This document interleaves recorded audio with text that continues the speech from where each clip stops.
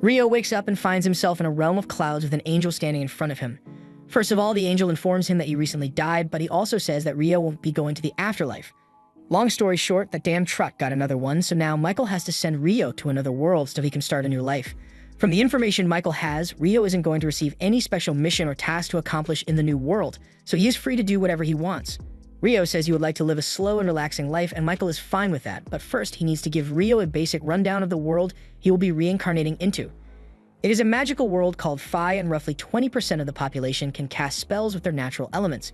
With that said, the element Rio is most compatible with is water, and since he requested a slow, relaxing life, Michael took the liberty of setting up a small house with a starter pack and a barrier around it to keep monsters away. As a part of his starter pack, Michael has also prepared an ice house with 2 months worth of food in storage, so Rio won't have to worry about going hungry for a while. He also found a book with detailed descriptions of all the monsters Rio might encounter in the area.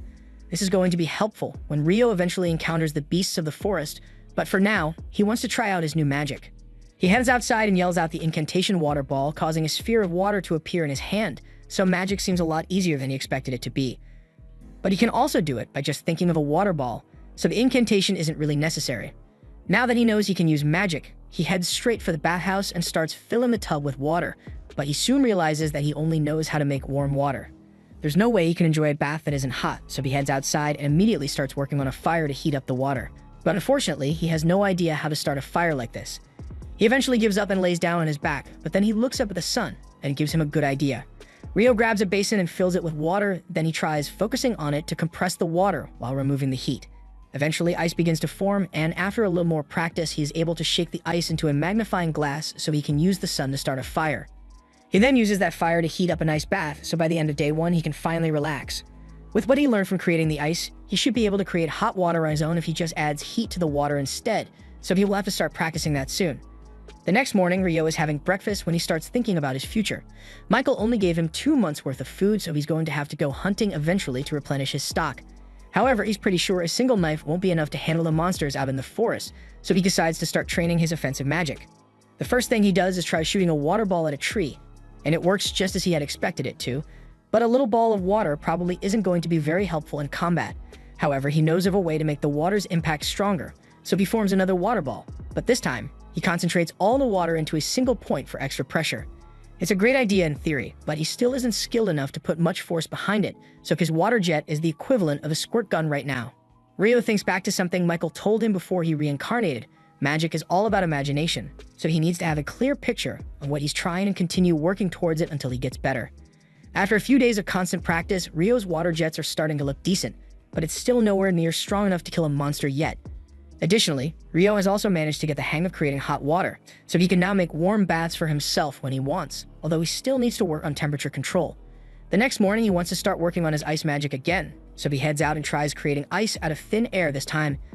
It takes a lot of effort, but he is eventually able to summon ice from nothing, even if it took 3 to 4 business days for it to form, and he isn't able to shoot it as easily as water. So far, combat training hasn't been going very well since none of the spells he came up with have been effective, but over the next few hours, Rio keeps practicing as much as he can until he eventually collapses to the floor from mana exhaustion. He decides to call it a day for now, but the next morning, as soon as his mana has recovered, he begins practicing again. This becomes Rio's daily routine for the next few weeks, and after all his training, he is now able to form ice instantly, so it is a viable attack now. With his new arsenal of attack spells finally complete and his food supply running low, Rio heads out into the forest for the first time to begin his hunt. He immediately spots a pair of animal footprints, so he follows them until he eventually arrives at a nearby river. While he's there, he manages to find some flint by the riverside, and he can use it to start fires by striking it against the edge of his sword. While he's here, he also plans to gather some detoxification herbs in case he ever needs them, and all of a sudden, he hears a low-pitched growling sound coming from behind him. When he turns around, he finds a lesser boar staring him down, and he is completely frozen. The boar starts charging at Rio, but this is the first time he has ever had to fight for his life, so he's having trouble thinking of what to do. Just as the boar is about to hit him, he manages to snap out of it and jumps to the side to avoid getting trampled, but it doesn't look like the boar is done with him yet. Fortunately, Rio has finally regained his composure, so as the boar is running at him, he creates an ice track to make it slip, and then he forms several ice spikes right in the path of the boar, leading to its immediate and brutal death.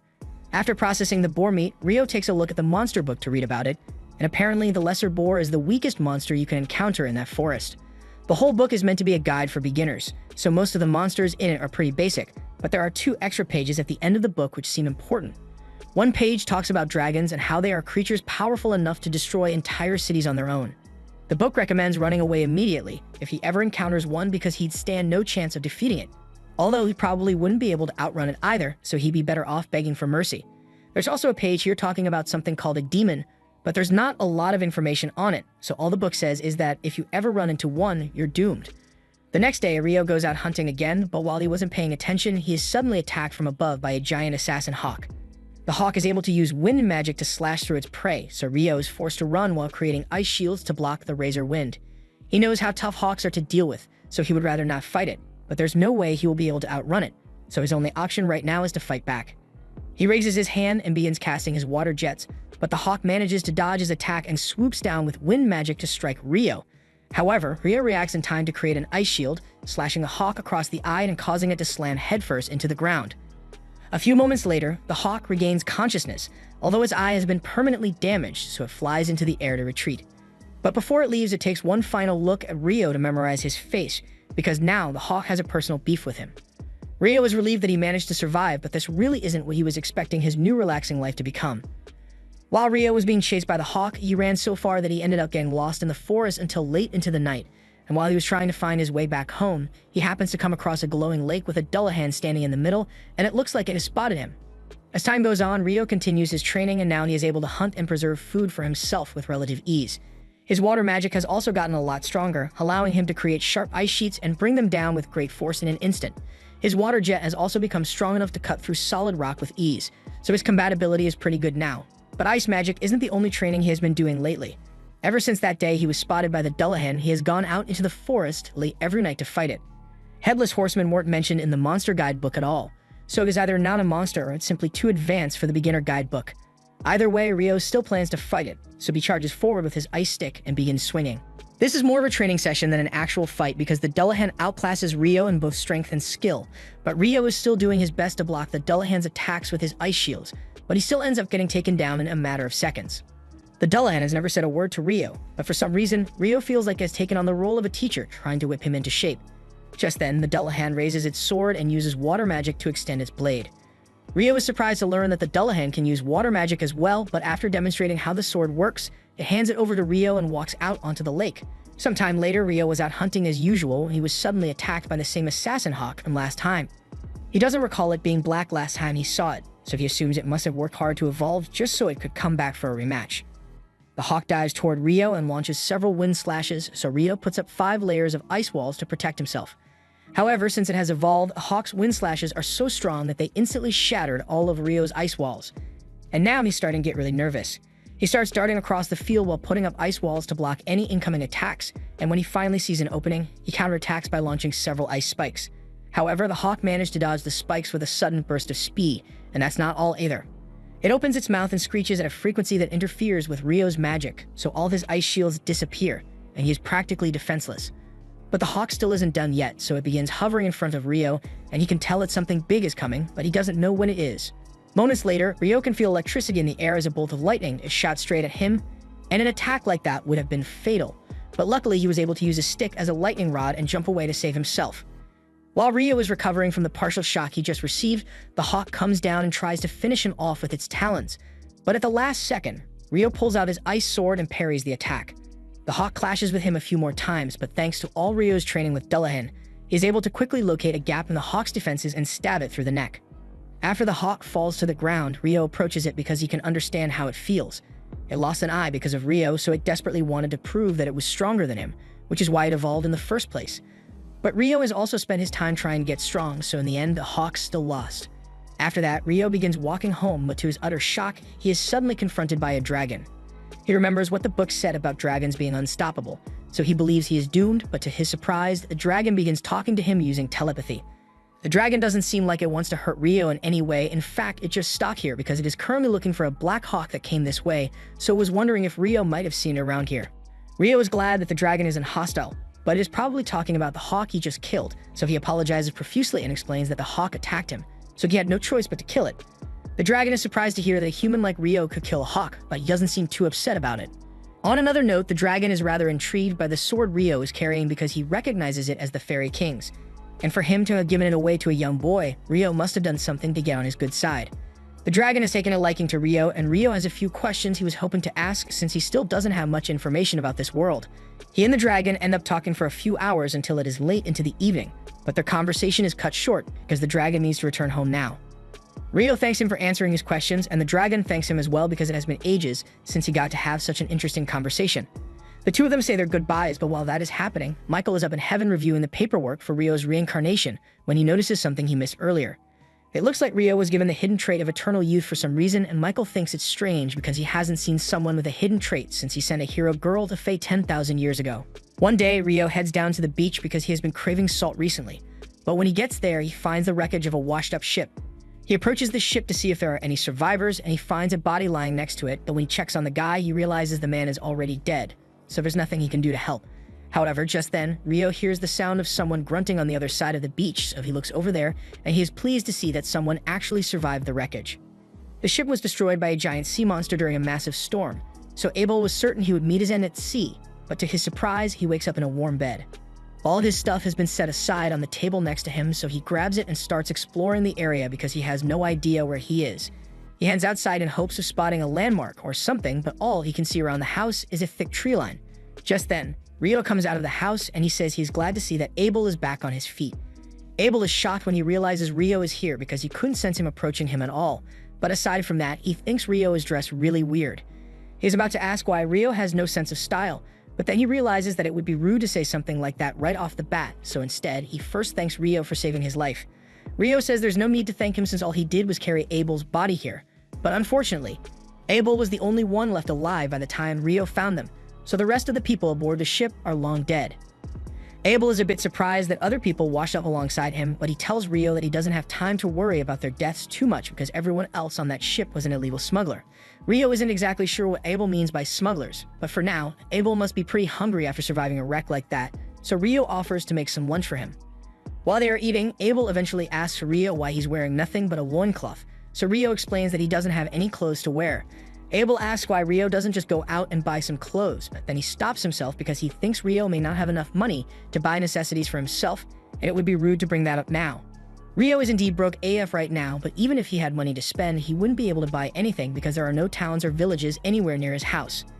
Abel is shocked to hear that, but for someone living out here on their own, Abel is impressed by how well Rio is doing for himself. He asked Rio if he used that knife on the table to hunt for the meat they are eating right now, but Rio says the knife is mainly for butchering his catches. When he goes out hunting, he usually just uses his water magic, and as proof of his ability, he creates a little water to fill a jug. Abel is amazed because even on the Central Plains, only about half of the people there can use magic. Rio, on the other hand, is shocked to learn that magic is so common since Michael told him that only 20% of the population can wield magic. After lunch, Abel asks Rio to lead him back to the shipwreck because there's something there that he needs to check. Rio agrees to lead Abel back to the coast, and while the two of them are walking, Abel asks Rio why he doesn't use a magic staff even though he's a magician. Rio is a little confused since he has never needed a staff, but Abel then realizes that if Rio can't buy clothes, then of course he wouldn't be able to buy a staff either. To make up for his rudeness, Abel asks Rio to let him handle all the fighting if they run into any trouble along the way. Rio tries telling him that that won't be necessary since he can already handle all the threats in the forest on his own, but Abel insists since he wants to contribute somehow. The two of them eventually arrive at the wreckage, but to Rio's surprise, all the bodies have disappeared. He thinks a monster must have shown up and eaten the bodies at some point, so Abel was really lucky that Rio found him before anything bad had happened. After searching the wreckage for a while, Abel realizes that what he's looking for isn't here, so he stops looking. Rio asks him what he plans to do now, so Abel says he's going to regroup with his friends, although that's a lot easier said than done. Heading to the town of Loon would be a good start towards getting him back to his friends, but he's pretty sure that this place is way down south of Loon, and he has no idea how long it will take for him to get back. He fears he may have to brace himself for a long and lonely journey, but then he comes up with an idea and asks Rio if he'd like to come with him. Rio is a little stunned by the offer, but Abel says he's not familiar with this area at all, so he can really use a guide to help lead him back. Rio thinks about it for a second, and there really isn't much reason for him to stay here at this point. He's also curious to learn about what the other people of this world are like, so he agrees to accompany Abel. However, he has a few things he needs to take care of first, so he asks if it's okay for them to leave tomorrow morning. Abel has no objections, so they head back to Rio's house for now, and later that night, Rio prepares to head out into the forest alone. Abel thinks it's odd that Rio would want to go out to see someone at this time of night. especially since he said there were no other people in this area, but he also doesn't want to pry into Rio's personal business too much, so he doesn't say anything. Rio heads into the forest and eventually meets with Dullahan. He informs them that he will be leaving the forest for some time, and this may be the last time they get to spar together for a while, so he plans to fight as hard as he can. Rio readies his sword and charges at Dullahan, and Dullahan is still able to block all of Rio's attacks. But with how much Rio has improved, his attacks are strong enough to actually push Dullahan back for a change. However, Dullahan's skill is still far greater than that of Rio's, so after a long battle, Rio falls to his knees in defeat. Now that their match is over, Dullahan slowly starts walking back out onto the lake, so Rio gets up and thanks it for all the training it has given him. It's all thanks to Dullahan's help that Rio has been able to survive in this forest for so long, and Dullahan has come to think of Rio as his precious student, so as a parting gift, it presents Rio with a special robe, and Rio is really grateful. The next morning, Rio and Abel are finally ready to leave on their journey, and as they walk away, Rio says one final goodbye to his first home in this world. As the two make their way deeper into the forest, they soon encounter a boar monster, so Abel asks Rio to stand back and let him handle it.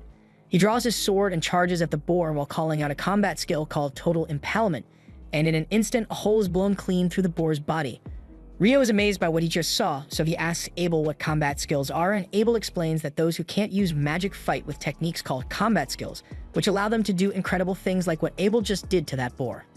After a day of walking through the forest, they eventually arrive at a marsh area, but it's full of lizardmen and Abel would like to avoid fighting them altogether.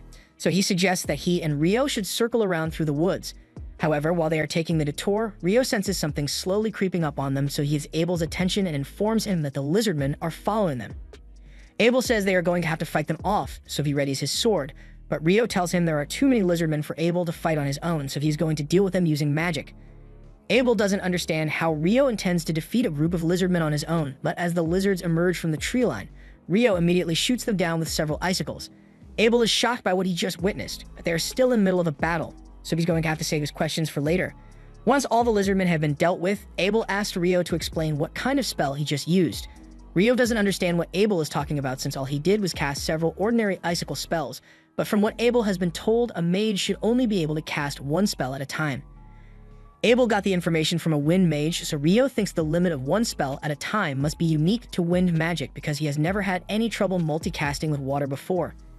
Anyway, before they continue, Rio creates a glass of water for Abel since they need to stay hydrated, but Abel notices that the incantation Rio used this time is different from the one he used to create water before, so he's curious.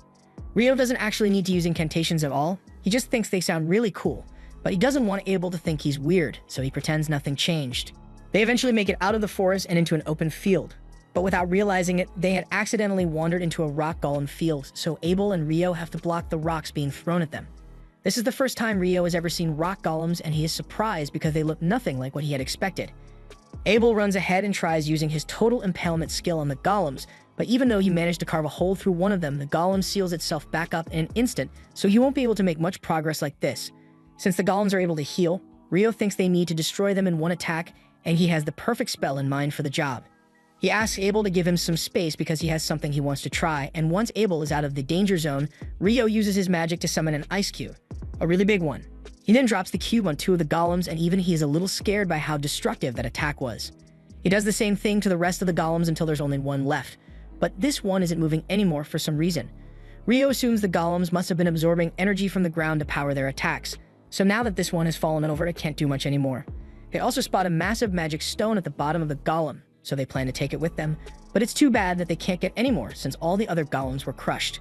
The two of them set up camp for the night, and while they are talking, Abel mentions something about dungeons having monsters like golems. As soon as Rio hears the word dungeon, he becomes incredibly excited and asks why Abel didn't mention anything about dungeons earlier. Abel didn't think Rio would be so interested in the topic, but if he really wants to see a dungeon so badly, then he's in luck, because the only dungeon in the Central Plains is located in Loon, the town they are headed for. Rio asks if there's anything else he should know about, so Abel asks if he knows about the dwarves and elves. Rio has heard a little about them, but he wants some more details, so Abel explains that dwarves are strong, short people who are good with crafts, and there are quite a few of them in Loon. But as for elves, most of them live in wooded areas and don't interact with humans often, so Abel only knows of one elf in Loon. The next morning, the two continue heading north, and Rio says that once they make it past those mountains over there, they will find human civilization. Abel has been trying avoiding prying too much into Rio's personal matters, but he's really curious as to how on earth Rio knows where he's going when he has never actually been to a human village. The truth is, Rio got all this info from his conversation with the dragon, but he is pretty sure saying that would freak Abel out, so he tells him he's better off not knowing. A few moments later, Rio senses something terrifying nearby, and to both his and Abel's horror, they are confronted by a giant griffin. Neither of them has what it takes to defeat a monster like this, so Rio thinks quickly and reaches into his pouch, throwing the meat he saved for later into the air. Abel does the same, and the griffin immediately snatches it out of the air. It now has enough food for the day, so it decides to leave the two of them alone, and they are both incredibly relieved that they managed to survive. Abel says monsters like griffins haven't been seen near humans for centuries, so it is likely that this mountain is keeping a lot of the more powerful monsters away from civilization. But if that's the case, then they are bound to run into even more monsters here. And it looks like he was right, because not long after, they both encounter a group of wyverns. Abel thinks they should circle around to avoid fighting them, but that would take way too long on a mountain, and besides, while the griffin may have been too much for Rio to handle, he knows he's strong enough to beat the wyverns. So he runs out from cover and uses several icicle spears to bring the wyverns down. Abel is astonished by how easy that was, since wyverns usually require 20 adventurers to defeat, but as long as they made it out in one piece, he's not complaining. Rio and Abel continue fighting their way through the mountain after that, and eventually, they manage to make it to the other side, so they are one step closer to making it back to civilization. After a few days of fighting their way through the mountains, Abel and Rio finally make it out into the plains. Rio is a little disappointed since he was having so much fun slaying all those wyverns, but Abel doesn't understand how he could call that fun. However, he does admit that all the wyvern stones they collected are a nice bonus, so this trip was really productive. Abel eventually spots a road in the distance stretching from east to west and recognizes it as the one that leads to the town of Kailati, so if they go in that direction, they should arrive pretty soon. Rio is looking forward to seeing what the cities in this world look like, and since they'll be stopping in Kailati for a while, Abel suggests Rio should try the food there because it's really good. The two eventually arrive in Kailati, and the first thing they do is head to a restaurant. There, Abel tells Rio that he should probably register at the Adventurers Guild once they get to Loon, since it would act as an identification card for him. That way, he'd be able to travel to any city in the kingdom without Abel needing to vouch for him like he did for Rio to get into Kailati. Additionally, Rio would also be able to sell all the magic stones he collected at the guild, so it's the natural thing to do. Just then, their food arrives, and Rio is shocked when he sees what's in the plate in front of him, because it's curry.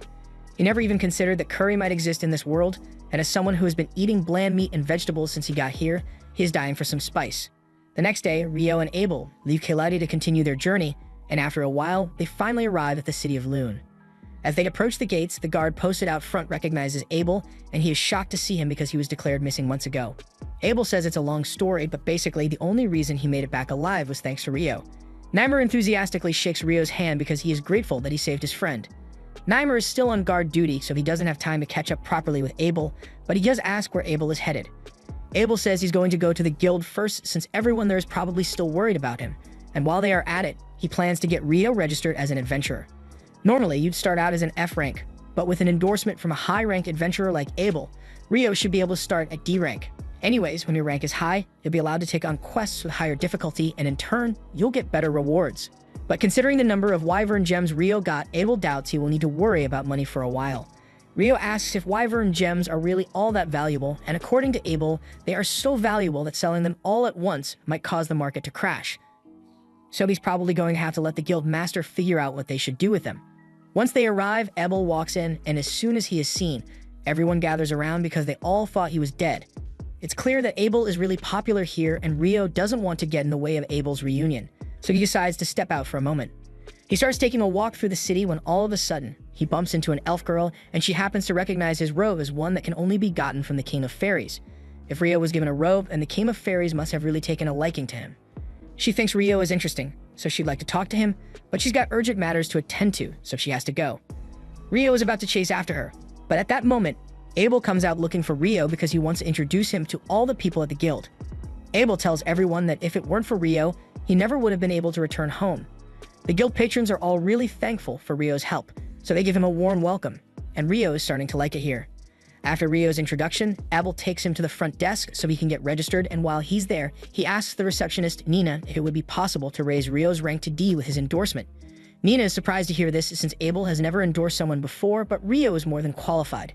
Nina says there should be no problem ranking Rio up, but they will still need to do a proof of strength test, so Abel plans to go talk to the guild master about it.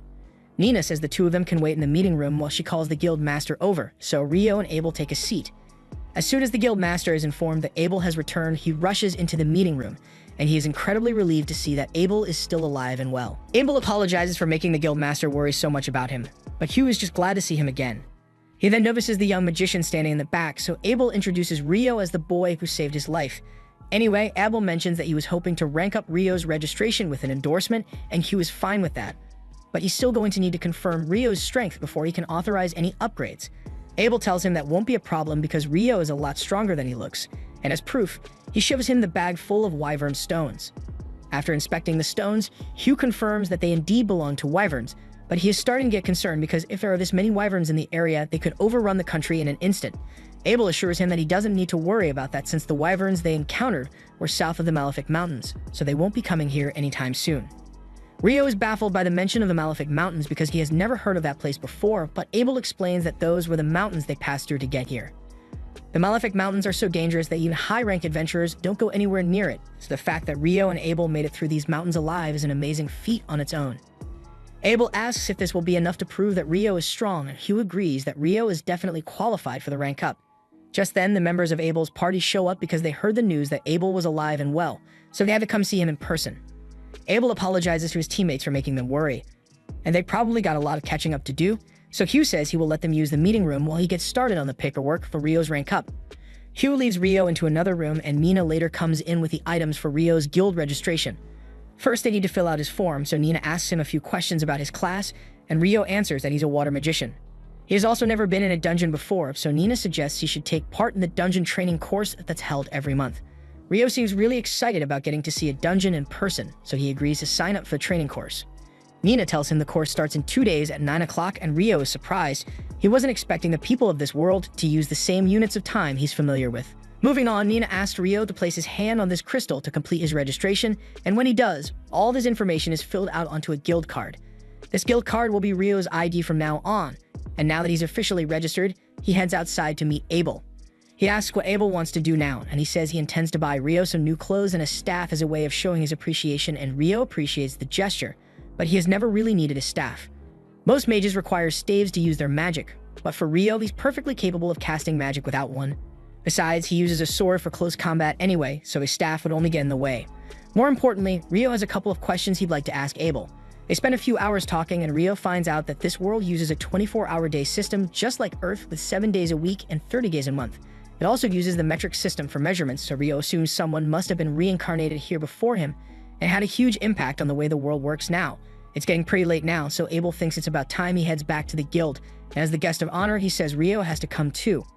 Rio doesn't know what he means by that at first, but when they return to the guild, he realizes that a party has been organized for him and Abel. Everyone is in a good mood, so the party is really lively. Almost a little too lively, in fact, because by the next morning, Rio is absolutely exhausted. Nina apologizes on behalf of everyone for tiring Rio out so much, but he says it's fine since it's partially his fault for drinking so much anyway. Rio will be staying in the guild's lodging for the time being, so Nina leads him to his room and introduces his new roommates. This one is Nils, while the blonde one in the back is named Ito, and they are both pleased to meet Rio. Since everyone seems to be getting along, Nina tells Rio that she needs to get back to the reception desk, so she'll be leaving now. But before she goes, she reminds him that the dungeon tutorial class is tomorrow, so he had better not be late. Once Nina is gone, Nils starts talking about how hot he thinks she is, but Ito tells him to give it a rest already because there's no way Nina would go out with a bum like him. Moving on, Ito greets Rio and says he'd like to keep things casual here so they can become friends. Rio says he'd like to be friends as well, and Ito is glad to hear it because he was worried Rio might be a stuck-up jerk like Dan from room 1. A moment later, there's a knock at the door, and it turns out to be Nina again.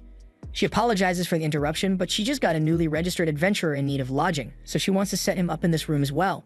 He says his name is Amon, but the others are surprised that he's an adventurer since there's no way he's old enough yet. Amon admits that he's still only 16, but both his parents are dead, so he didn't have many options to make a living.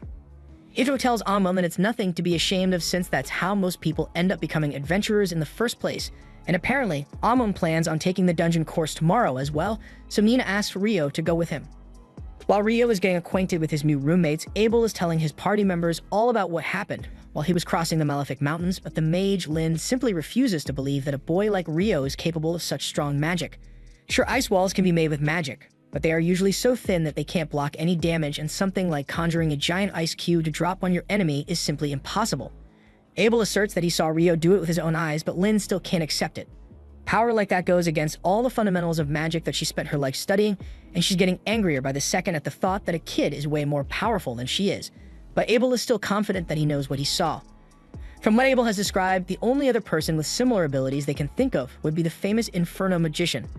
The Inferno Magician is a legendary hero capable of wiping out thousands of Imperial soldiers with a single chant and burning wyverns to ash in an instant. It feels absurd to compare Rio to someone who is so renowned, but if his power truly is on the level of the Inferno Mage, then Raiha is worried about what might happen if Rio were to turn against them and join the Empire. However, Abel is certain that that will never happen because Rio doesn't think the Empire of Debui sounds cool, and that's what he cares about the most. A few days go by and Rio has been diligently attending the dungeon training course, but for today's lesson, the instructor tells everyone that they'll be heading into an actual dungeon for the first time. He asks if anyone has any questions for him regarding the dungeons, so Rio raises his hand and asks if there are any teleportation mechanisms that allow you to travel to floors that you've previously cleared. The instructor is impressed that Rio was actually aware of that, but while things of that nature do exist in the southern dungeon, he tells Rio that he won't find any around here. A little while later, everyone arrives at the dungeon entrance, and the instructor explains that the city of Loon was actually built around the dungeon, so it is pretty much right in the center. Every couple of years, something called the tidal bore happens, meaning the monster population inside the dungeon rapidly rises, and such an event puts the people in the town at risk of being attacked, so these double walls were built to keep the monsters contained. Rio thinks it's interesting that Loon has an outer wall and an inner wall as well, but Amon is just worried because the tidal bore event seems really scary. The instructor assures him that there's nothing to worry about since the tidal bore only happens once every few years, so the chances of one happening right now are insanely slim. The group soon arrives on the first floor of the dungeon, and the instructor tells them that there are only basic monsters on this level, so everyone is free to explore as much as they'd like, but they should still stay close by in case of an emergency. Rio and Amon go off on their own to search the area, and a little while later, Rio senses a monster up ahead, so he tells Amon they'll deal with it together. As they advance through the cave, they eventually spot the monster, and this one is just a regular soldier ant, so Rio tells Amon that he's going to pin it to the ground, and when he does, he wants Amon to finish it off. Amon says he understands the plan, so Rio casts ice magic to pierce the ant's limbs, and while it is immobile, Amon runs up to it and slices its head off. Rio congratulates him on his first successful monster kill, and Amon feels really good about himself, but there's still more to be done since they need to harvest the magic stone from the ant's corpse before they return. Later that night, Rio and Amon get back to the guild lodge, and when the other two hear that they successfully completed the course, they hold a celebration for them.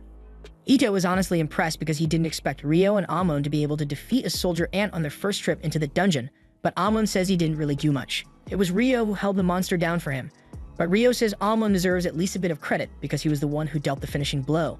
Nils asks the two of them what they plan to do now that they are dungeon certified, and Amon says he'd like to go back to the dungeon and continue exploring, but the thought of going in alone terrifies him, so he's not sure what to do. Rio says he'd be happy to go in with Amon if he's looking for a partner since he was planning to go down to the third floor of the dungeon anyway. Something about that ant being on the first floor has Rio curious, because from what the instructor said, only bats should have been on that floor. Just then, Ebel shows up behind Rio and tells him that ants sometimes dug tunnels up to the first floor, so it's not impossible to see one up there. Rio is a little surprised because he wasn't expecting to see Abel today, but Nils and Ito, on the other hand, are completely starstruck because Abel is really famous around here. Nils is especially nervous because he says Abel has always been his hero, so he introduces himself and asks to shake his hand. Abel is always happy to meet the new adventurers, so he agrees to shake his hand and gives him a friendly reminder not to overdo it when he's out on quests, because survival should be his top priority. Rio asks Abel what he's doing here at this time of night, so he explains that he and his party actually just got back from a particularly long quest, so they are here to debrief the guild master on what happened. Speaking of his party, they walk in looking for him, and they are getting sick of Abel sneaking off whenever they have meetings to get to. So Warren throws him over his shoulder and carries Abel out of the room. Rio finds the whole thing amusing, but then he notices Lynn staring at him like she's got a bone to pick even though he barely knows her. Ria tells Lynn to stop being creepy and hurry up since they still need to go talk to the guild master, and she then apologizes to Rio for interrupting his conversation, but Rio says he doesn't really mind. On their way out, Ria scolds Lynn because it's rude to stare at people like that, but Lynn couldn't help herself because there's no way she wouldn't be curious about Rio after learning that he's supposedly an incredible mage. To be honest, Ria is also interested in seeing what Rio can do, but Abel tells them there's no need to rush because sooner or later, they'll get a chance to witness Rio in battle. The next day, Rio and Amon head down into the dungeon again, and they agree to use the same strategy as the day before, so Rio uses his ice magic to incapacitate the monsters and Amon finishes them off with his sword. While they are taking a break, Rio asks Amon where he learned to fight because his style reminds him of the one Abel fights with. Amon explains that he was taught by an old man named Kiro, and Kiro apparently studied the sword from one of the famous sword schools in the royal capital, Hume. So that's most likely what Amon's style is based on. Rio thinks it's neat and efficient, but you notice that Amon gets tired out a lot when he uses it, so he might need to work on his stamina a little more. Amon gets a little upset because he thinks he's not good enough to become a proper adventurer with how weak he is, but Rio assures him that he just needs to keep training to get better. Even for someone as strong as Abel, he always made sure to keep up with his daily training, no matter what, when he was traveling with Rio, which goes to show how much of an effect consistent practice can have on your abilities. Early the next day, Rio prepares to head out again, but this time he's not heading into the dungeon because he has other plans. He's been meaning to learn about alchemy, so he heads to the library to see what he can find. Once he gets there, he asks the librarian for help finding the alchemy section, and he is amazed by the sheer volume of books in this place. The librarian eventually leads Rio to the beginner alchemy section, and he spends the next few hours studying as much as he can, but there's only so much you can do. You're on a time limit, so he starts considering buying the books outright so he can just study at home. While sitting on one of the benches in town square, Rio soon realizes that the sky is going dark, so he looks up and is shocked to see the sun being blocked out all of a sudden. In the next moment, all the people around him vanish, and he can feel it instinctual. You cannot rest with monsters nearby feelings, so he's on high alert. A second later, a massive fire blast is sent straight at Rio, so he uses several ice shields to block it. He thankfully managed to survive the blaze, but it did a number on his shield, and he is terrified as he sees a hot demon woman slowly walking towards him. Just by looking at her, Rio can tell that Leonor is a terrifying opponent, so his first instinct is to run away as fast as he can, but he doubts he will be able to escape since this space seems to be some kind of pocket dimension. Leonor sends another blast his way, and Rio is able to block it with his ice walls, but then she uses wind magic to send a pointed blast at Rio's heart. Rio wasn't expecting that, so he wasn't able to react in time, but fortunately, his robe seems to have dispelled the wind lance before it did any damage to him. Leonor recognizes those robes as one from the Fairy King, and she wonders what human boy could have done to earn the Fairy King's favor, but it's not like it matters much anyway. Since wind and fire magic haven't worked against Rio so far, she decides to do things the old-fashioned way and takes out her sword so she can cut Rio down. Rio draws his sword as well to counter her, and they both seem to be evenly matched when it comes to sword speed, but Rio thinks he can outlast her since the Fairy King's training was much harder than this. Leonor tries using her magic to give herself the edge, but Rio's casting speed is much quicker than hers, so he cancels out her spell before she's even done with it.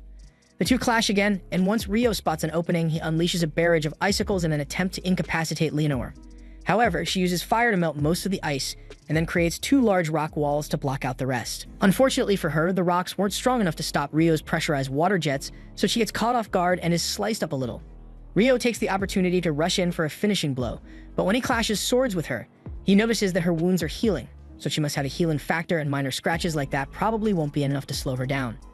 Leonor pushes Rio back and slams him into a building, but in the next moment, she finds herself surrounded by dozens of water bubbles, and as soon as they come into contact with her skin, the bubbles instantly vaporize, boiling Leonor's skin right off her face.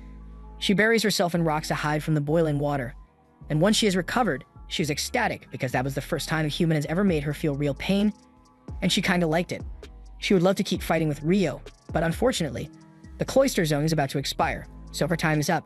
She is disappointed that she didn't get to kill him, but given how strong Rio is, she is sure they'll end up facing each other on the battlefield again, one way or another. With that, the cloister is dispelled and Leonor disappears, so Rio is incredibly relieved. He realizes he really needs to step up his game, because if it weren't for this magic robe, he would have a hole in his chest right now. But since he won't have to deal with Leonor again for a while, he decides to go buy those books he was thinking about before she showed up. Rio heads to the guild to check his account balance, and to his shock, he's loaded. He remembers Abel telling him that those wyvern stones were really valuable, but he didn't think selling just one of those stones would earn him so much money. It looks like he won't have to worry about earning money for a while, so he decides to head back to his room for the day, but he's surprised to see that none of the others are back yet. He then hears a commotion out in the backyard, so he goes to check it out and sees Nils, Ito, and Amon beaten up on the ground while surrounded by 5 guys. Nils curses Dan for ambushing them like this, but Dan mockingly tells him an adventurer must always be alert, so it's Nils' own fault that he got caught lacking.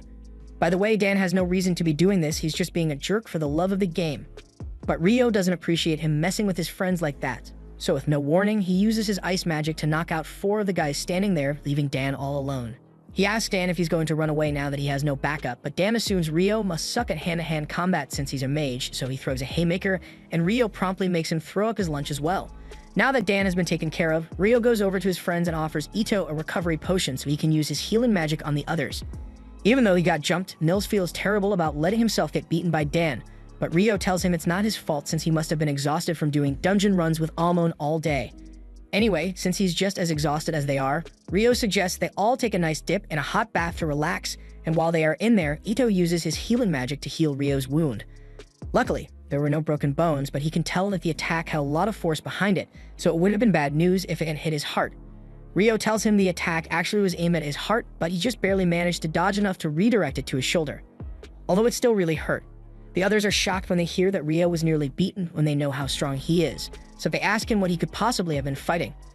Rio says it's a long story, so he will tell them later, but as for right now, he just wants to relax. The next day, Ito, Amon, and Nils head back into the dungeon, and after taking out a goblin archer on the 5th floor, Nils suggests they should head home for the day. It hasn't been long since they got here, but goblin archers aren't supposed to show up on the 5th floor, so he has a bad feeling about this. Besides, they already made more than enough money for today, so he doesn't want to take any unnecessary risks. And it's a good thing they decided to turn back here, because further down the cave, there was a monster which would have absolutely destroyed them if they ran into it, especially since Rio isn't here. Speaking of Rio, he is currently outside the city because his battle against Leonor made him realize how much he needs to improve. In terms of casting speed, they were both evenly matched, but Leonor was able to move a lot faster than him thanks to her wind magic, so he needs to work on his movement speed. However, Rio isn't able to use wind magic, so he is going to need to come up with an alternative. The best spell he can think of to act as propulsion is his water jet, since he uses it for improved mobility underwater, but he has never used it to move on land before, so he's not sure how to go about it. For starters, he forms some ice on the ground, and then he generates several water jets along his back, but it barely moves his body, so his first test ends in failure. He decides to try it with more water jets next time, but for now, he wants to head back to the library so he can learn more about alchemy and demons. Meanwhile, Lynn is busy searching through all the spellbooks she can find because she's looking for anything similar to that giant ice cube spell Abel said he saw Rio use, but even the forbidden spell books don't mention it. If Rio actually pulled it off, then it would have to have been an original spell, but a spell like that would require an incredible amount of mana, so she still finds it hard to believe that Rio was able to do it so casually. Just as she is putting the book back, the elf girl from earlier, Sarah, walks in and she seems to be good friends with Lynn, so she asks what she's doing here. Lynn explains that she was just trying to locate a spell in one of the spellbooks, but she couldn't find what she was looking for. Sarah says she's sorry to hear that and she'd love to help Lynn search, but she just got back from a mission to the royal capital, and she's late for an important meeting. Back at the guild, the boys head over to the front desk to give Nina a report on their dungeon exploration today. Nina is surprised to see them back so soon since they usually spend a lot more time in the dungeon, but Ito tells her there's actually a reason they came back early. He shows her the magic stone they got, and after inspecting it, Nina confirms that it really does belong to a goblin archer. A goblin archer showing up on the 5th floor is practically unheard of, so she rushes off to inform the guild master, but before she goes, she thanks the boys for the valuable intel. Once the guild master hears the news, he is just as shocked as Nina was because goblin archers aren't meant to show up until the 10th floor, so encountering one on the 5th floor means something is terribly wrong. The guild master asks Nina how many high-ranking parties are still in Loon at the moment, and right now, the only ones available are Abel's party, Crimson Sword, and a White Brigade party, so the guild master asks Nina to call them here so he can deliver the news in person. A little while later, Abel and the others arrive at the guild in response to the guild master's summons, but Abel isn't exactly thrilled because he heard White Brigade is going to be here as well, and he hates having to talk to their leader. Once they arrive, Abel sees the leader of White Brigade, Phelps, already seated, so he gives him a shallow greeting. And now that everyone is here, the guild master informs them that he called them here because he'd like them to investigate the recent strange occurrence in the dungeon. Just recently, a group of new adventurers claimed to have run into a goblin archer on the 5th floor. Abel asks him if he is certain that a goblin archer really appeared so high up, and the guild master says he has already been given irrefutable proof, so the intel is correct. That's why he wants to hire both parties to go investigate the dungeon in order to check for signs of the great tidal bore. It has been 10 years since the last one, so there's a good chance that another tidal bore is going to happen soon, and they need to be prepared. Both parties will be paid 100 gold up front and 200 upon their return, but the goal of this mission is simply to investigate, not to fight, so if they find evidence of the tidal bore, they are to return to the surface immediately and inform him. From there, the guild master will close the double walls around the dungeon until he gets back up from the regional knights. The guild master has already gotten permission from the local lord for it, but he still needs to inspect the dungeon to take any action, so he asks them if they are willing to take the job. Both Abel and Phelps agree on behalf of their parties, so the investigation is set for tomorrow morning. The next day, Rio wakes up early because he plans to go to the city's northern library to learn more about alchemy. Ito tells him the northern library is only accessible to people who are D rank and above, but that won't be a problem for Rio. Although Amon remembers hearing rumors that the forbidden texts in that library are only accessible to B rank or higher, so Rio won't be able to get his hands on those. A little while later, Rio arrives at the Northern Library, and the book selection here is even larger than that of the Southern Library. This place is so big that he's probably going to need help finding the books he's after, but people would probably look at him weird if he started talking about demons all of a sudden. But just as Rio is climbing a set of stairs, he happens to run into Sarah, and they are both surprised to see each other here. Meanwhile, over by the dungeon, the members of Crimson Sword and White Brigade have both gathered outside the gates to prepare for the investigation, but just as the guild master is about to open it, Abel stops him because he has a bad feeling about this. He asks Lynn to use wind magic to skin the first layer of the dungeon before they go in, and when she does, she finds over 100 monsters posted up right at the entrance, meaning the tidal bore has already begun. The guild master declares a state of emergency and issues a request for all available adventurers to head to the dungeon and prepare for battle because they are going to need all the help they can get. Meanwhile, back at the library, Sarah introduces herself to Rio, and she is delighted that she actually got to meet him again. She asks Rio what brings him to the library today, and he is about to tell her he wants to research demons, but he realizes that would sound odd, so instead he says he wants to learn about alchemy. Sarah is intrigued since alchemy is a difficult subject, so Rio tells her his goal is to build a golem one day, although he's not in much of a rush to do so. Building a golem is quite the feat, and unfortunately, as far as Sarah knows, there aren't any books on golem craft here. But she does know where Rio can find some books to get started on his alchemy journey. She even offers to show him around since she knows her way around this library pretty well. Along the way, Sarah asks Rio if he enjoys reading books, and he says he loves them. But he hasn't been around books in ages, so he hasn't had many opportunities to read. Sarah laughs a little because the way Rio said that makes it sound like it has been decades since he last saw a book, which is kind of true, but he doesn't want to explain all that. So he changes the subject and starts talking about how he thinks it's cool that Sarah is an elf. Sarah admits that it's rare to find an elf living in human settlements, so she may be considered a bit strange, but if nothing else, staying in this city led her to meet Rio, so she wouldn't change a thing. While Rio and Sarah continue their leisurely stroll through the library, all the gates to the dungeon are locked down and every available adventurer has been stationed on the walls in anticipation of the incoming threat. Before long, the main dungeon gates burst open and hundreds of goblins come pouring out, so the adventurers begin their attack and fire hundreds of arrows while the mages cast as many fireballs as they can. This is going to be a battle of attrition, so whenever someone gets injured, they are rotated out of the formation so they can be healed to continue the fight. But with so many goblins here, the guild master is starting to get worried that they may not be able to hold them off. Phelps tells all of his party members to make sure they conserve their energy, and Abel reminds Lynn not to use too much magic because they can't risk her running out of mana early on. Unfortunately, they are running low on arrows, so Abel doesn't know how much longer they can hold out. A few moments later, Nils and a few other F-rank adventurers arrive, and they brought every arrow they could get their hands on, so they should be able to hold off the goblins now. But that aside, Nils has a message for Abel from the guild master. So he tells him that once the smaller goblins are taken care of, Crimson Sword and White Brigade are going to have to face the boss once it shows up. A few hours later, pretty much all of the regular goblins have been dealt with, and the boss should be showing up soon. So the guild master gives the signal for Crimson Sword and White Brigade to move forward and attack. They all jump off the wall, and Lynn uses her magic to make sure they land safely. But there are still a few goblins down here, so Abel and Phelps rush ahead to finish them off. They then turn their attention to the large goblin general that just emerged from the dungeon. But to their surprise, it's not just one, it's 3 separate goblin generals. This is bad news since having 3 generals means that there must be a goblin king nearby, so they need to finish this quickly. Abel tells everyone that he and Phelps will handle 1 general each, while Rhea and Sheena can go after the last one. And now that everyone is clear on the plan, they all spring into action. Abel evades one of the goblin's strikes and manages to cut its arm off, so it shouldn't be too hard to take the goblin generals down, but just then, he notices something off inside the dungeon, so he yells for everyone to get down immediately. In the next moment, a wind slash is sent straight at them, slicing all the goblin generals in half, but luckily, everyone else managed to duck in time to avoid getting bisected. The one responsible for the air slash was the Goblin King, and it clearly won't be as easy to defeat as the others, so Abel and Phelps rush in to try and catch it off guard. However, when Phelps tries to pierce it with his spear, it bounces right off the Goblin King's armor. Phelps is forced to pull back since he can't do any damage to it, but Abel isn't slowing down at all. He charges straight at the Goblin King and uses his perfect shadow technique to evade its attack before piercing his chest. That wasn't enough to kill the Goblin King, but Abel never expected to finish it off on his own. He then calls out to Lynn, who has been charging up a wind bullet spell this entire time, and once he's out of the way, she swish cheeses the Goblin King, officially putting an end to the crisis. Everyone heads back to the guild to celebrate their victory, and by the time Rayo returns, he has no idea why everyone is so happy. But while the rest of the guild members get to party, the guild master is buried elbow deep in paperwork because he still needs to send out the reports on the tidal bore and process all the payouts for the adventurers who helped deal with it. And on top of all that, researchers from the royal capital are bound to show up sooner or later asking to collect data on the tidal bore, so he's going to have to deal with them too. Meanwhile, at the party, Abel has just finished explaining everything that happened with the tidal bore while he was in the library when Abel's friends show up. Lynn has been meaning to ask Rio in person for a while now, so she tells him she wants to know if he can really create thick ice walls at a distance. Rio confirms it, and to be exact, he says he can cast spells up to a distance of around 40 meters away, but it took him a long time to get the hang of it, so it's not as easy as he makes it look.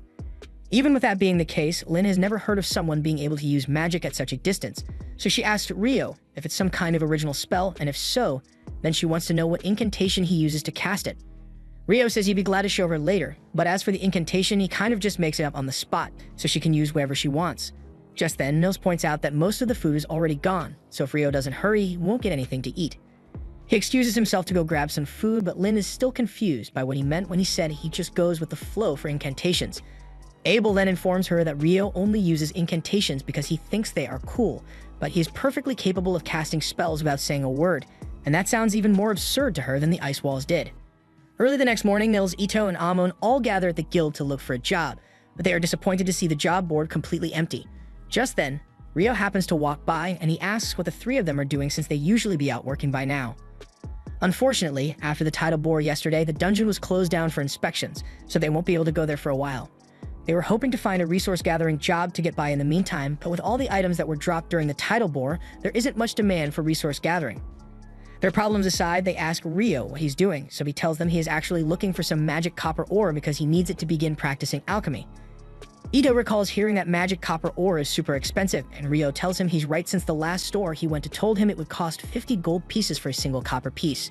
The money isn't really of much significance to Rio since he's loaded, but he wants to help his friends out, so he asks them if they'd be interested in gathering some magic copper ore for him. He says he's willing to pay them 4 gold coins each regardless of whether they find any copper ore or not, and if they do find some, he will buy it off them for 25 gold coins. All three of them are stunned because that's more money than they've ever made in their lives, but Ito asks Rio if he's really alright with paying them so much. Rio says at the end of the day, if they find the copper, he will only have to pay them 37 gold, which is a lot cheaper than the 50 gold he'd have to pay to get the copper in town. So it's a good deal for him as well. Since they confirm that Rio is serious about the deal, the three of them rush off to begin their search, but once they are gone, Rio hears a commotion outside, so he goes to take a look. Downstairs, he sees Dan arguing with a group of knights who are pretty much trying to kidnap a girl in broad daylight. The girl clearly doesn't want to go with them, so when they try dragging her away, Don steps in and pushes the knight to loosen his grip on the girl. She is now free, but they have bigger issues to worry about because the knights still outnumber Dan 4-1, and they have swords, so there's no way he can win this fight. Knight's group leader prepares to teach Dan a lesson for daring to oppose a knight, but for some reason, as soon as he takes a step, he trips and falls to the ground. Everyone there is really confused since there's clearly nothing near the knight's feet, but the knight doesn't want to accept the embarrassment of admitting that he tripped over his own feet, so he accuses Dan of doing something to him. However, as he is trying to get back to his feet, he trips yet again. Shortly after, Phelps shows up, and he is appalled by the actions of these so-called knights. At first, the knights try to threaten him since they technically have more power within the city than adventurers do, but their intimidation tactics don't work on Phelps because while he may be an adventurer, he is also a nobleman. His full name is Phelps Heinlein, and as soon as the knights hear that Phelps is from the Heinlein family, they realize they've messed up. Phelps's father, Alexis Heinlein, was the former Royal Knights captain, meaning the Heinlein family has a lot of authority over the knights, and Phelps could probably get them fired on a whim if he wanted to. And if he were around while they were trying to kidnap the girl, he probably wouldn't think twice about ending them, but right now, all he knows is that they were about to gang up on Dan, so he yells at them for being a disgrace to knighthood and says they should get lost before he changes his mind about letting them go. Once the knights are gone, Phelps looks up at Rio because he notices what he did earlier. He had already heard that Rio's magic was extraordinary from Abel, but seeing it for himself was still amazing because he has never witnessed anyone use magic at such a distance or with such accuracy. Of course, he doesn't plan to tell anyone that Rio was the one who made those royal knights slip since that would be a hassle for Rio to deal with, but he really appreciates Rio stepping in to help because he feels personally responsible for letting such rotten people become royal knights. Later that night, Rio is having lunch at the tavern when Abel happens to show up. It's rare for him to be out without the rest of his party, so Rio immediately assumes that Abel must be going to the red light district after this. Abel panics and tells Rio to stop talking before people overhear him, and with Rio's expert deductive skills, he surmises that since Abel doesn't want people thinking he's the kind of person to go to the pleasure district, he must have his eyes on someone. At first he thought it might be Lynn, but Abel tells him he's wrong because Lynn already has a crush on Warren. With that being the case, Rio concludes that Abel must have a crush on Ria, and gets even more panic trying to deny it. but that pretty much confirms Rio's suspicion. Abel's crush aside, Rio asks him what he's really doing out by himself tonight, and technically he is going to the Pleasure District, but not for the usual reasons, and since Rio is here, he could really use his help. One of the dungeon investigators who was dispatched to Loon is an old friend of Abel's, and he was assigned Royal Knights to act as his guards while he's in town. Unfortunately, those guards are the same ones who Rio spotted earlier, and there have been many reports of them committing heinous crimes using their positions as knights. Abel heard that they were in the Pleasure District tonight, and they are bound to cause trouble at some point, so he wants to stop them before anyone gets hurt. As they are walking, Rio happens to notice two adventurers talking, but he has met every single adventurer in town by this point, and he doesn't recognize those two. Abel tells him that it's not uncommon for adventurers to travel to Loon to explore the dungeon, but the dungeon is closed right now, so it does seem suspicious, especially since the adventurers are dressed in all black and walk away as soon as they realize Rio and Abel are watching them. A little while later, Rio and Abel intentionally walk down a dark alley, and within moments they are ambushed by those shady adventurers, but Rio already saw this coming, so he knocks all of them out by dropping ice on their heads. To be honest, that was a lot easier than he thought it would be, but they still don't know what these guys were up to, so they are going to have to hand them over to the guards for interrogation. Meanwhile, elsewhere in the Pleasure District, Phelps is walking by himself when those knights sneak up behind him. Their leader still feels embarrassed about Phelps getting in his way earlier, so he and the others plan to kill him tonight. But just as they are about to draw their swords, they all realize they can't move for some reason. You see, this whole thing was a trap orchestrated by Phelps, because he is now aware of how sinister this group of knights truly is, and he would be a failure of a noble if he let them continue as things are, so he had Shenna hit them with paralytic needles. And with them stuck in place, he calls upon her fire magic, reducing their bodies to ash until not a trace remains. The next morning, the research team from the capital arrives in town, and just as the guild master had predicted, they immediately cause trouble for everyone by claiming today's entire food provision for their investigation. On top of that, Clive is also demanding that Hugh reopen the dungeon and give him some adventurers for protection while they investigate.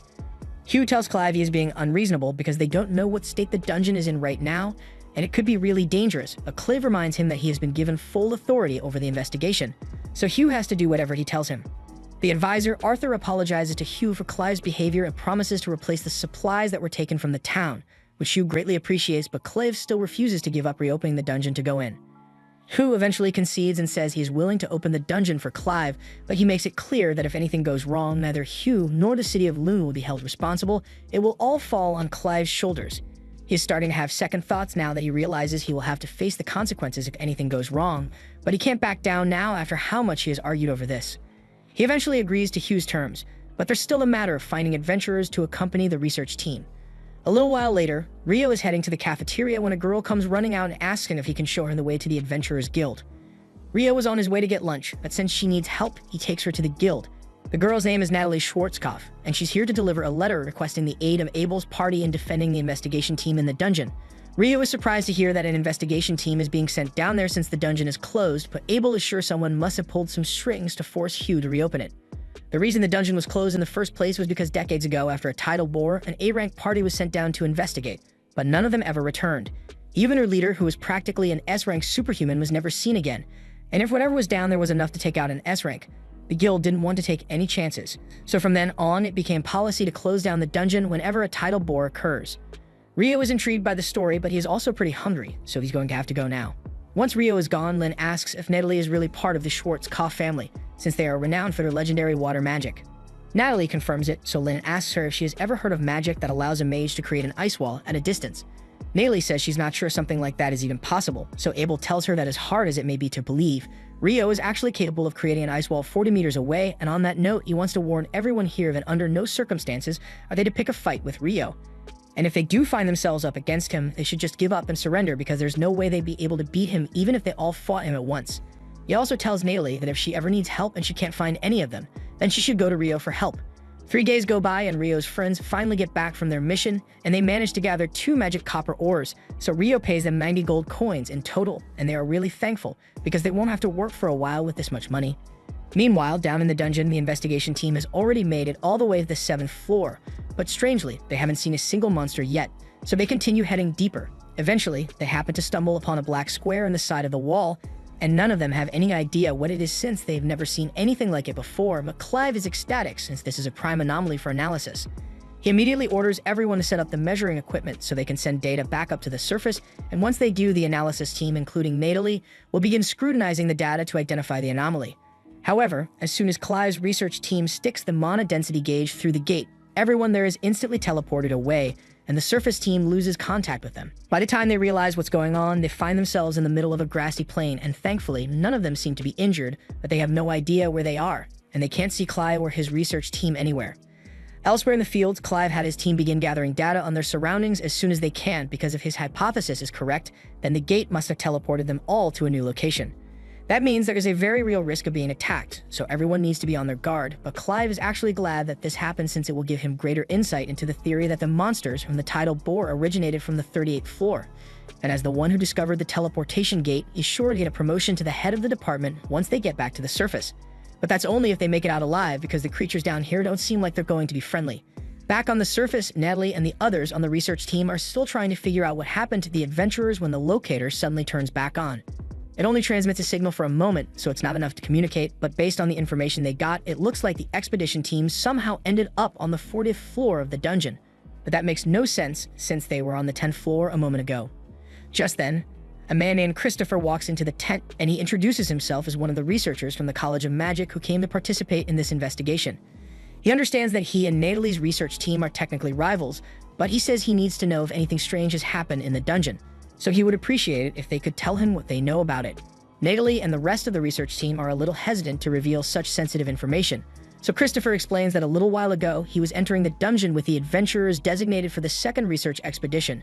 But just as he was about to cross the threshold into the dungeon, everyone in front of him vanished, which is why he is desperate to find out what happened to them. Hearing Christopher's testimony confirms that the adventurers down in the dungeon really were teleported away, and that explains how that ended up on the 40th floor, but doesn't make the situation any better.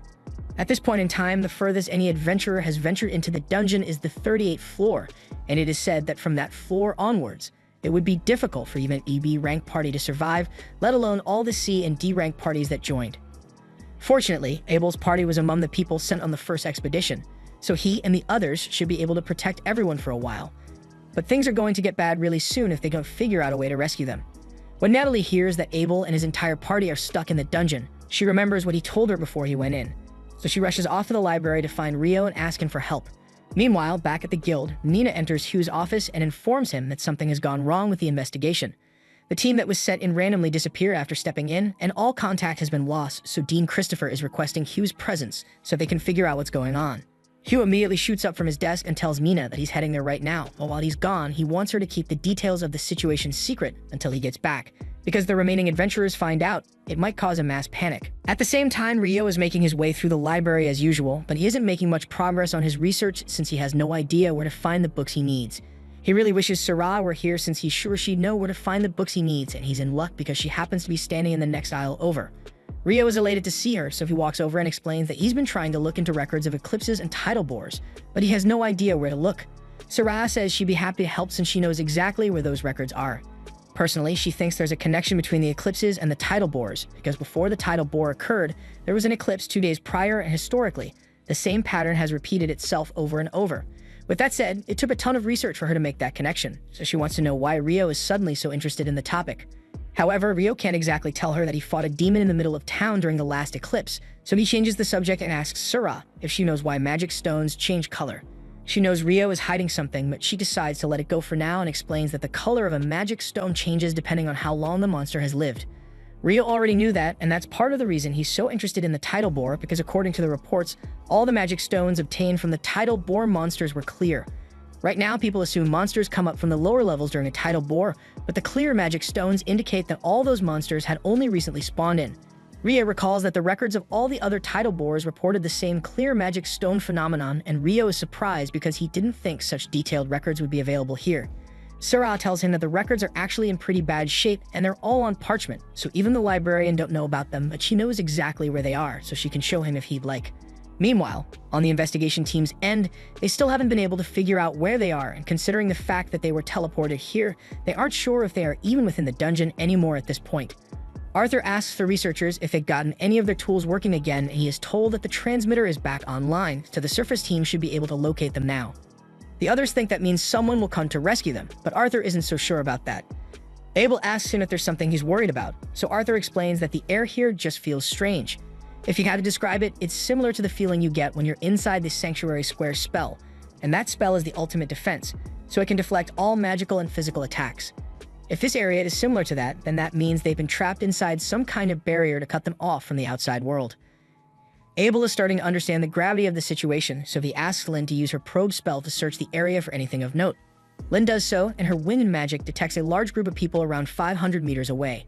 To be exact, it's roughly 100 humans, but there are around a dozen life forms there that she doesn't recognize. That's certainly strange, but right now it's their only lead, so they start heading in the direction of the group.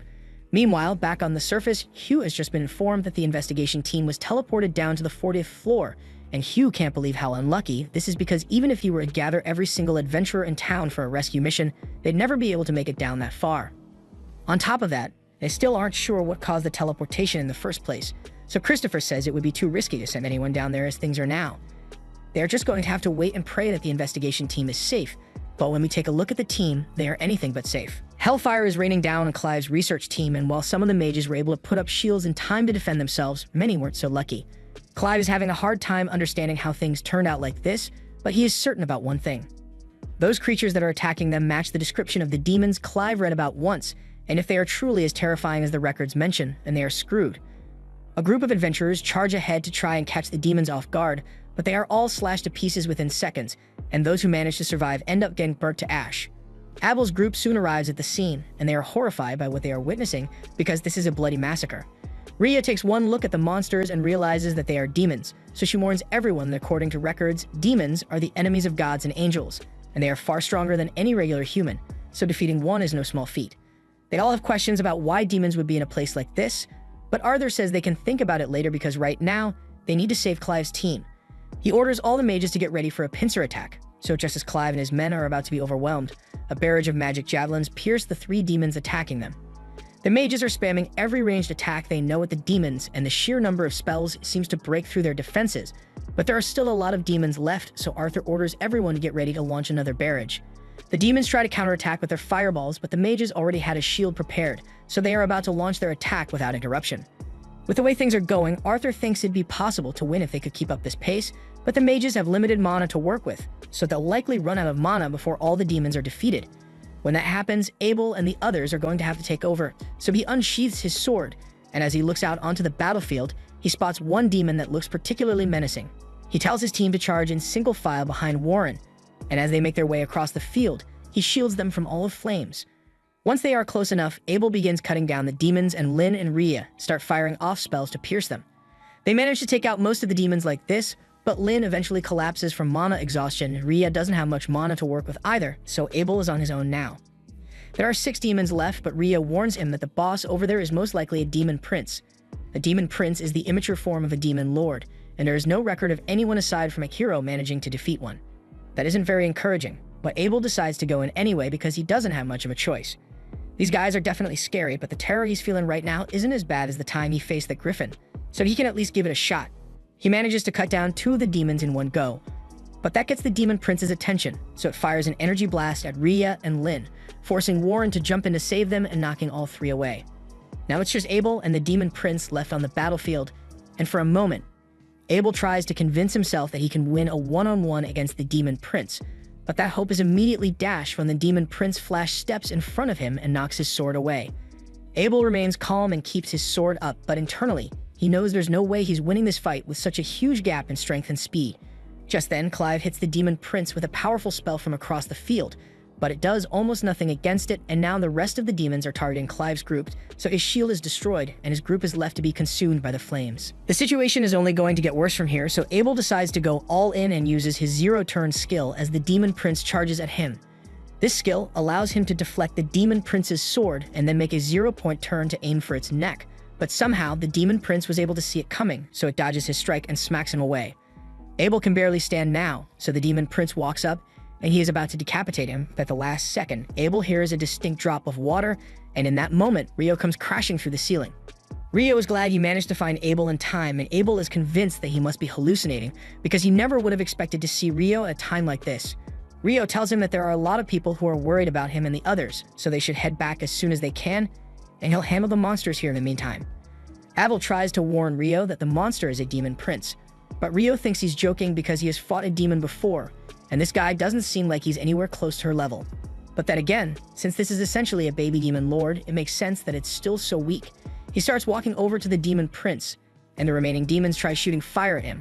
But Rio casually counters with his icicle lances, and before they even realize what's happening, he has already decapitated them all. The demon prince looks back and sees the heads of his men falling to the ground, so it is immediately clear to it that Rio won't be as easy to defeat as the others. The demon prince readies its sword for battle, and Rio wants to have a little fun here, so he takes out his sword as well to see what the demon prince can do. Before this, Natalie ran all across town looking for Rio, and when she finally found him, she frantically informed him that Abel and his party got stuck in the dungeon. As soon as Rio heard those words, he immediately created an ice cart around Natalie and carried her all the way to the dungeon entrance because there was no time to waste. By the time they got there, Natalie had filled Rudo in on all the details regarding the disappearance, so he understands how serious the situation is, and he's glad that she told him about it, but he's a little curious about how she knew to come looking for him. Natalie explains that when they met a few days ago, Abel told her that if there was ever any trouble and she couldn't get to him for help, then she should go find Rio as soon as she can because he's the most reliable person Abel knows. That does sound like something Abel would say, and it makes Rio happy to know that his friend thinks so highly of him. But he really needs to get going, so he runs straight for the gate. The adventurers in charge of guarding the dungeon try to stop him, but Rio doesn't have time to deal with them, so he just blocks them out with ice walls and goes in anyway. Once he was inside, he recalled that Natalie said the signal came from the 40th floor, but he didn't have time to go down the normal route, so he used his water jets to cut through the ground, and that's pretty much how he ended up here. The demon prince makes the first move and charges in to attack, but its movement speed is way too slow to outpace Rio, so he calmly sidesteps the demon prince's attack and slices its head off in one swift motion. Abel and the others can't believe Rio was able to take the demon prince down so quickly, but it turns out that the fight isn't over yet. The demon prince picks his head off the ground and reattaches it to his body, which must be really embarrassing for it considering the fact that it's fighting a mere human.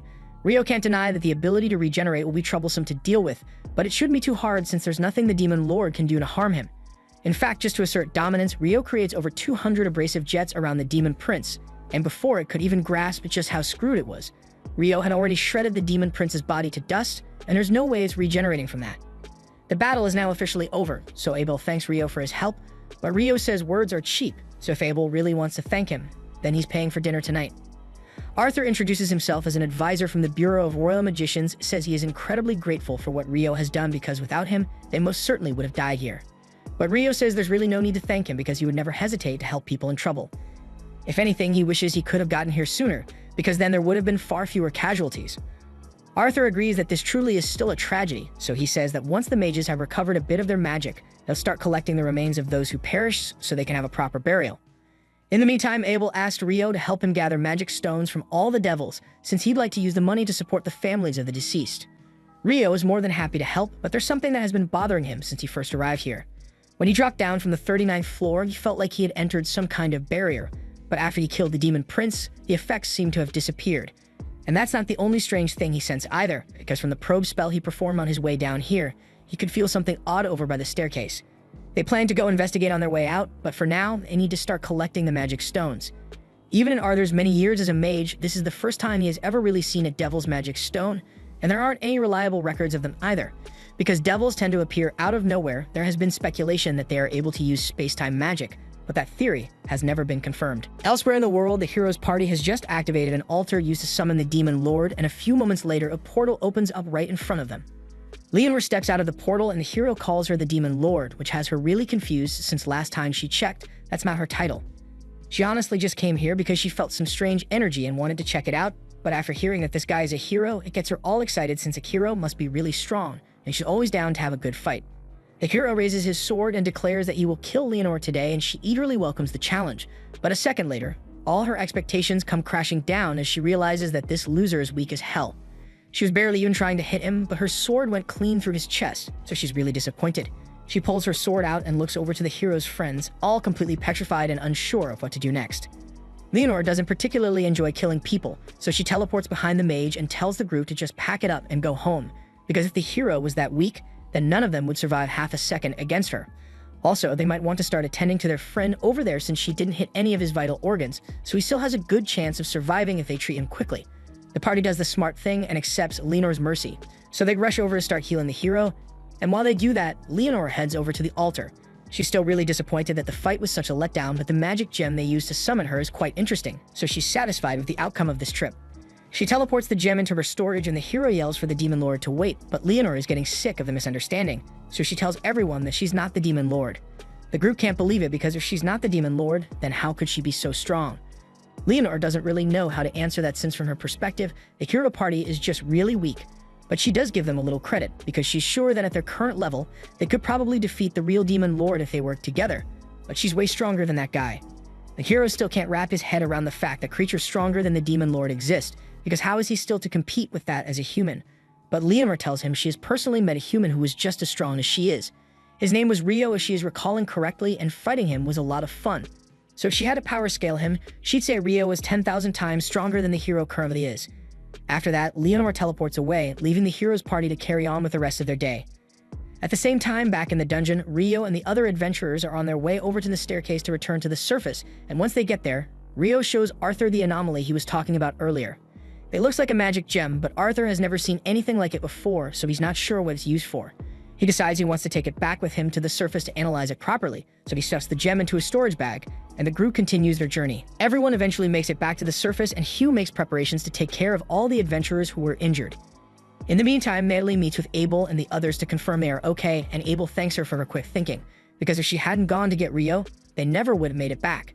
Things here are wrapping up quite nicely, and Hugh is relieved that Abel and the others survived, because if they had died down there, it would have been a major catastrophe. But that said, he still has something he needs to address, so he gets Rio's attention and demands to know why he rushes past the guards to get into the dungeon, even though he knew it was off limits. Rio didn't think Hugh would remember to bring that up, so he apologizes for breaking the rules. However, Arthur sticks up for him and tells Hugh to take it easy on him because if Rio hadn't rushed in like that, none of them would have made it back alive. Hugh is shocked to hear that and asks Arthur what he means by that, but Arthur doesn't want to talk about it in the open, so he asks Hugh to come to a private tent with him. Once the two of them are alone, Arthur fills Hugh in on everything that happened down in the dungeon, including the devils and the demon prince. Hugh can hardly believe what he's hearing since the appearance of devils at a time like this is insane, and it's nothing short of a miracle that they made it back at all. He assumes Abel must have worked really hard to protect everyone, and while Arthur agrees that Abel's performance was incredible, even he was no match for the demon prince. But just as he was moments away from death, that's when Rio showed up. Hugh was still trying to process all this because he knew that Rio was talented, but he had no idea that the kid was able to challenge a demon prince by himself. However, Arthur tells him that challenge isn't the right word to use here, as what Rio did was nothing short of a one-sided slaughter. He was able to eradicate the demon prince and all his remaining subordinates within seconds, and the level of magic he displayed was truly terrifying. After what he witnessed, Arthur tells Hugh that their top priority from now on should be ensuring that Rio stays on good terms with this country, because it'd be catastrophic for them if he were to become their enemy. On that note, Arthur asks for Hugh's cooperation in erasing all evidence of Rio's strength from the field report, since they can't have those idiotic aristocrats learning about Rio and trying to force him to do unreasonable things. The next morning, Rio is wandering through town when he smells something delicious nearby. He follows the scent to a local restaurant that specializes in curry, and to his surprise, he finds Sarah already seated there. Sarah is just as shocked to see Rio here, but she can't blame him for coming since the curry here is the best. The two place their orders, and since they finally have a chance to chat, Sarah asks Rio where he lives. Rio explains that he's currently staying at the guild dorms, and she's surprised to hear that since only rookies live there, but Rio is still technically a rookie. He just happened to be promoted to D rank when he registered as an adventurer. Sarah is impressed since it's rare for people to get instant promotions, but she can tell that Rio is stronger than he looks, so it makes sense to her. Once the two are done with their meal, they head outside, and Rio asks Sarah if there's a reason he never sees her at the guild, even though she's an adventurer. It's kind of a long story, but basically she has a long-term contract in the royal capital, so she barely ever needs to go to the guild. She says she's the sword instructor for Margaret's Knight's Order, and since they are on the topic, she asks Rio if he has any plans after this, because she'd like to have a friendly match with him. A few minutes later, Rio and Sarah are in the training arena and are about to begin their battle. But before they start, Rio asks Sarah how she knew that he used a sword even though he's a mage. She explains that she could tell from the way he moved and his stance, plus it's not uncommon for a mage to fight with more than magic. The match begins and Sarah lunges forward at Rio with incredible speed, but he is able to react to it in time and counter. Sarah becomes really excited since practically no one has ever managed to dodge her strike on the first try. Rio was equally surprised since he wasn't expecting Sarah to be so fast, but she wasn't even going all out then, so she says she'll get serious now. Rio does his best to hold out against Sarah's relentless strikes, but he can barely keep up, and he is soon overwhelmed. Once the match is over, Sarah hugs Rio out of excitement because she had no idea that he was so talented. There aren't many people who can last that long against her, especially when she was using wind magic to boost her attack speed and Rio wasn't using any magic at all. She'd love to keep sparring with him, but she has a tutoring session with the Margrave's son soon, so she has to go. After saying goodbye to Sarah, Rio decides to head home, but along the way, he runs into Hugh. He and Rio are both heading back to the guild. Hugh asks him to get in since he has something to discuss, and it's about the incident with Rio running into the dungeon without permission. He tells Rio there's no need to be nervous because Arthur already filled him in on how much Rio contributed to saving the lives of the investigation team, so Hugh is really grateful. But the rules say he needs to punish Rio, so he tells Rio he has a job for him.